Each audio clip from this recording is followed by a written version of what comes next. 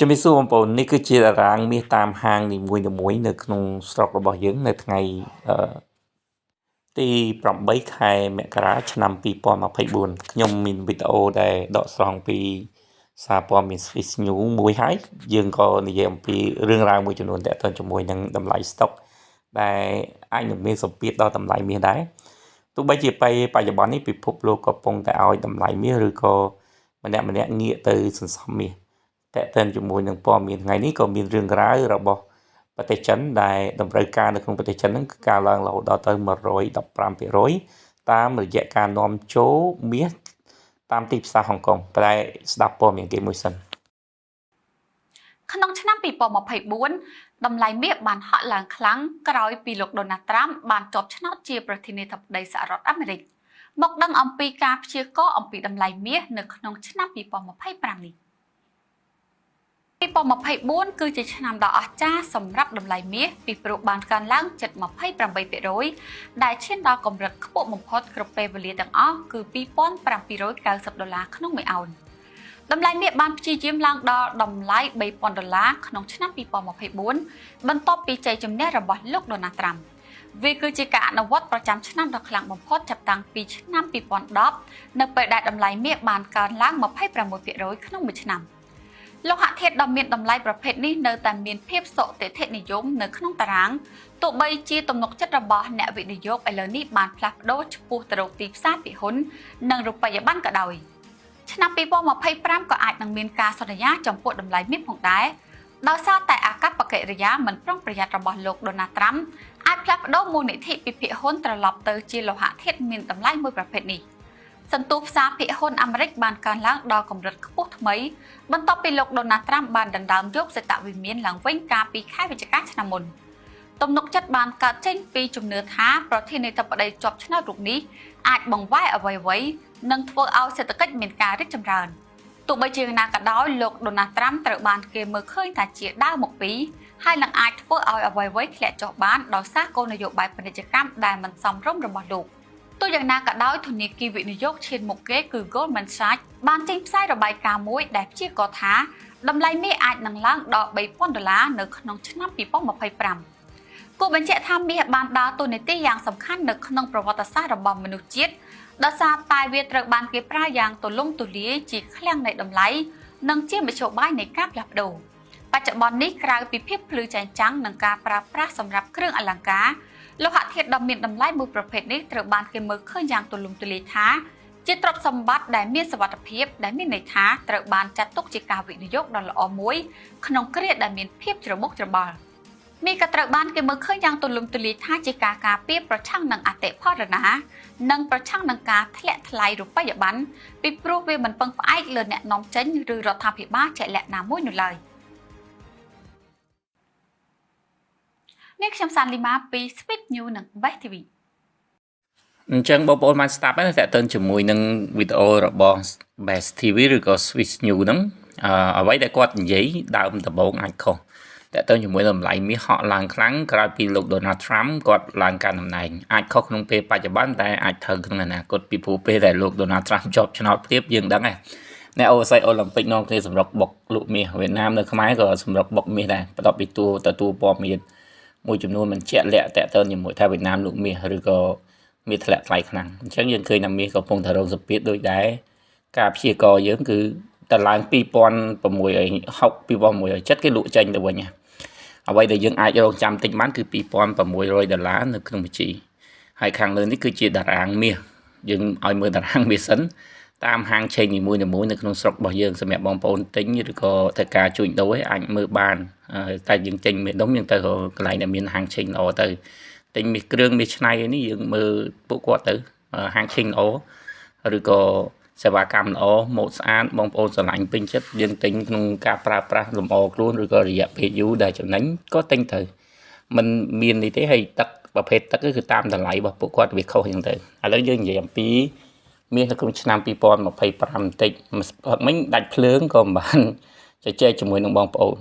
យើងនិយាយពី support បន្តិចណាសម្រាប់ថ្ងៃហ្នឹង support បើសិនជាវាធ្លាក់ខំ$2,649នៅក្នុងមួយអោនវាអាចធ្វើទៅ 2620 2614និង$2596នៅក្នុងម៉ោងតែបើវាបន្តកើនឡើងឬក៏វាបំបែកនៅក្នុងតម្លៃ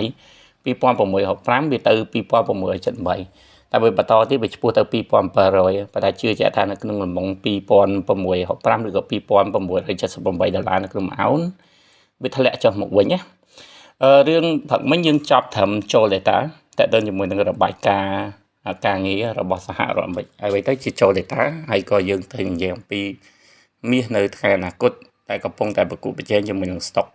គឺជារបាយការណ៍នៃឱកាសការងារឬក៏ job opening របស់សហរដ្ឋអាមេរិកដែលបានផ្សាយចេញពីម្សិលមិញមានរឿងពីរតទៅជាមួយនឹងអង្គភាពនៃថវិការបស់សហរដ្ឋអាមេរិករួមទាំងជាមួយនឹងរបាយការណ៍ការងារតទៅជាមួយនឹងសេវាកម្មរបស់សហរដ្ឋអាមេរិក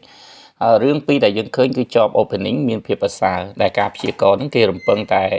7.8 លានទេប៉ុន្តែសហរដ្ឋអាមេរិកធ្វើបានយ៉ាងប្រសើរគឺ 8.1 លានដែលធ្វើឲ្យតម្លៃមាសដែលកំពុងតែឡើងណាវាធ្លាក់ចុះមកវិញហើយតម្លៃមាសដែលឡើងហ្នឹងគឺរបាយការណ៍ដែលចេញមុនគឺរបាយការណ៍តទៅជាមួយនឹងពាណិជ្ជកម្មអន្តរភាពពាណិជ្ជកម្មរបស់សហរដ្ឋអាមេរិកនៅក្នុងខែដែលយើងបានឃើញហ្នឹងគឺវាធ្លាក់រហូតដល់ដក 78.2 ប៊ីលានមានថារកស៊ីខាតអីគេរកស៊ីខាតនាំចូលច្រើនជាងការនាំចេញហ្នឹងគឺជាអ្វីដែលបានកើតឡើងហើយសម្រាប់ថ្ងៃនេះអ្វីដែលគេបន្តទៅទៀតហ្នឹងគឺគេរងចាំមើលការនិយាយរបស់លោកដែលជាប្រធានធនាគារគឺលោក Christopher Walker អញ្ចឹងនិយាយអំពីគោលនយោបាយមួយចំនួនរួមទាំងជាមួយនឹង ADP Employment Jobless Claim ការស្នើសុំអត្ថប្រយោជន៍និងរបាយការណ៍នៃការប្រជុំ FOMC ហើយជាមួយនឹងទំនុកចិត្តនៃអ្នកប្រើប្រាស់របស់សហរដ្ឋអាមេរិកដែលនឹងរុញឲ្យតម្លៃមាសចុះឡើងហើយសម្រាប់ថ្ងៃពហុថ្ងៃសុក្រគឺវាសំខាន់ទៀតតែឥឡូវយើងទៅមើលព័ត៌មានប្រមាណហ្នឹងសិនឥឡូវខ្ញុំឲ្យព័ត៌មានមួយចំនួនដែលខ្ញុំខ្វះខាតទៅបងប្អូនតើតើជាមួយនឹងការប្រកួតប្រជែងតម្លៃ stock យើងឃើញនៅក្នុងឆ្នាំ2024គឺជាការកើនឡើងនៃតម្លៃហ៊ុនអធិស្ឋាននៃបានបំណុលរបស់សហរដ្ឋអាមេរិកតាមរយៈការលក់បំបែកកំណត់ត្រាហើយក៏វាបំបែកកំណត់ត្រានៃបំណុលដែលសហរដ្ឋអាមេរិកជំពាក់កាន់តែច្រើនឡើងប៉ុន្តែនៅក្នុងឆ្នាំ2025គឺជាជាក់ថាទំនោរនៃការលក់ហ៊ុនណាទំនោរនៃការលក់ហ៊ុនដំបូងដែលនឹងធ្វើឲ្យហ៊ុនមានការ correction ឬក៏ការផ្លាស់ប្ដូរការធ្លាក់មុនឡើងគឺ 1.5 គេសំដៅទៅ 1.5% 1.5 គឺ1ឆ្នាំកន្លះដែលវាអាចចាប់ផ្ដើមនៅក្នុងឆ្នាំ2025នៅក្នុងកំឡុងឆ្នាំ2025ហ្នឹងផ្សារហ៊ុនអាចធ្លាក់ចូល 10% នៃតម្លៃដែលកំពុងតែមានដែលគេហៅ S&P 500ហ្នឹងគឺជាជាបែបហ្នឹងប៉ុន្តែស្របពេលហ្នឹងភាពធ្លាក់នៃផ្សារហ៊ុនរួមជាមួយនឹងរបាយការណ៍មួយចំនួនវានឹងដាក់បន្ទុកទៅដល់តម្លៃមាសដោយគេជឿគេរំពឹងថាស្ថានភាពនៃការកែប្រែគោលនយោបាយមួយចំនួនរបស់សហរដ្ឋអាមេរិកតាមការកាត់បន្ថយអត្រាការប្រាក់វានឹងធ្វើឲ្យសេដ្ឋកិច្ចមើលទៅហាក់មានភាពប្រសើរនៅក្នុងដើមអាណត្តិដែលផ្សារហ៊ុនអាចធ្លាក់ក្នុងកំឡុង 10% បន្ទាប់មកវានឹងកើនឡើងវិញហើយតម្លៃមាសវាស្ថិតនៅក្នុងសម្ពាធនៃការប្រែប្រួលសេដ្ឋកិច្ចប៉ុន្តែវាអាចនឹងឡើងទៅតាមលទ្ធភាពជាក់ស្ដែងណាមួយដែលបង្ហាញពីគោលនយោបាយមិនច្បាស់ប្រាកដអ្វីដែលយើងនឹងឃើញយើងដំបូងដៃយើងនឹងឃើញលុយស្រួលរបស់សហរដ្ឋអាមេរិកហើយការកាត់បន្ថយតទៅជាមួយនឹងសំណង់ហេដ្ឋារចនាសម្ព័ន្ធរួមជាមួយនឹងការកាត់បន្ថយប្រព័ន្ធសុខុមាលភាពសង្គមរបស់សហរដ្ឋអាមេរិកនៅក្នុងឆ្នាំ2025ត្រូវគេបានព្យាករណ៍ថា GDP អាចកើនឡើងឬក៏ធ្លាក់ចុះមានតែកើនឡើងតិចណាត្រឹមរង្វង់ 2% តែប៉ុណ្ណោះហើយប៉ុន្តែក៏ជាមូលហេតុធ្វើឲ្យមានការបាត់បង់នៃការភ័យខ្លាចនៃវិបត្តិដែរអញ្ចឹងអាហ្នឹងគឺជាសម្ពាធមាសប៉ុន្តែជាគោលនយោបាយដែលមិនច្បាស់លាស់ហ្នឹងគឺជាគោលនយោបាយរបស់ធនាគារកណ្ដាលដែលអាចនឹងប្រែរូបរាងមួយចំនួនគឺតាមរយៈការបន្ថយការផ្គត់ផ្គង់លុយទី1ទី2បំណុលដែលកាន់តែច្រើននោះវានឹងធ្វើឲ្យមានការដំឡើងពន្ធណាដែលបច្ចុប្បន្នលោកដូណាល់ Trump សន្យាថានឹងកាត់បន្ថយពន្ធតែភាពជាក់ស្ដែងវាអាចនឹងប្រែប្រួលរូបរាងគឺតាមរយៈការបន្ថែមពន្ធហើយទី3គឺការរឹតបន្តឹងទៅលើ credit មួយចំនួន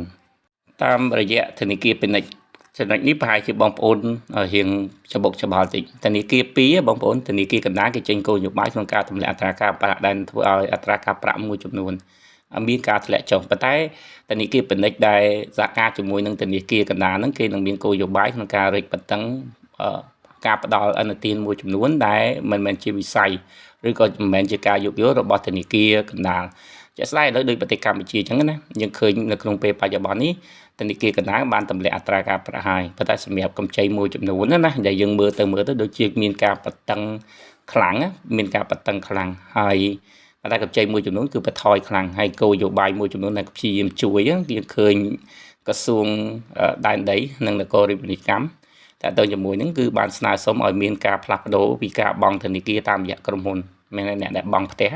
តាមរយៈក្រុមហ៊ុនហ្នឹងឲ្យទៅពិនិត្យមើល credit ទៅមើលបន្ទុកទៅមើលលទ្ធភាពរបស់គាត់រុញចូលទៅធនាគារហើយនឹងផ្ដល់កម្ចីមួយដែលមានលក្ខណៈងាយស្រួលហើយនឹងអត្រាការប្រាក់ទាប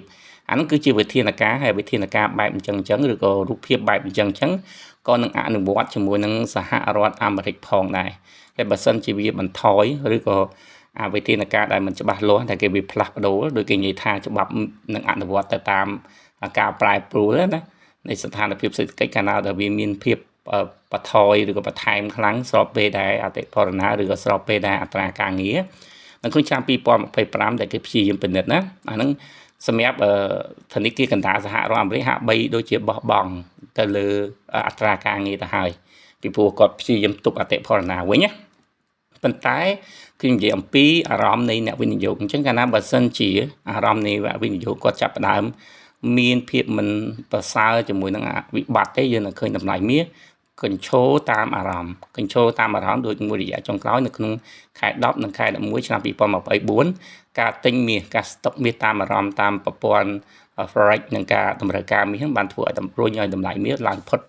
$2,700នៅក្នុងមួយអោនអញ្ចឹងអារូបភាពហ្នឹងក៏វានឹងអាចកើតឡើងមានម្ដងទៀតដែរនៅក្នុងឆ្នាំ2025នៅក្នុងកំឡុងពេលហ្នឹងវាមានឱកាសពីទាំង stock ទាំងមាសគឺអ្នកទាំងអស់គ្នាអាចរងចាំទិញមាសនៅក្នុងពេលដែលវាធ្វើ correction វាធ្លាក់តម្លៃរបស់វាហើយលក់ចេញមកវិញសម្រាប់អ្នកដែលគាត់សន្សំមាសក្តីឬក៏អ្នកដែលបិទបើក account ក្តីឬក៏អ្នកហេកលេងហាងឆេងមាសក្តីអ្នកសន្សំមាសប្រសិនជាបដូរបាននៅលទ្ធភាពពេលដែលវាឡើងខ្ពស់ហើយ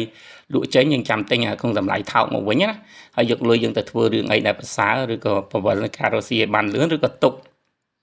នៅក្នុងធនាគារឬក៏ទុកសម្រាប់ទិញមាសអានឹងហេតុតែប្រសើរព្រោះថាមួយផ្លែហ្នឹងក៏យើងចំណេញដែរក៏អត់យើងរវល់ក្នុងការស្ដាប់ព័ត៌មានឬក៏រវល់ក្នុងការអភិវឌ្ឍខ្លួនឯងឲ្យក្លាយជាសេវិទូអ្នកសេដ្ឋកិច្ចតែអានឹងក៏ជាប្រយោជន៍របស់យើងដែរនៅពេលដែលយើងប្រកបអាជីវកម្មព្រោះនៅក្នុងឆ្នាំ2025យើងត្រូវតាមដានព័ត៌មានច្បាស់លាស់ដែរមុនពេលដាក់ទុន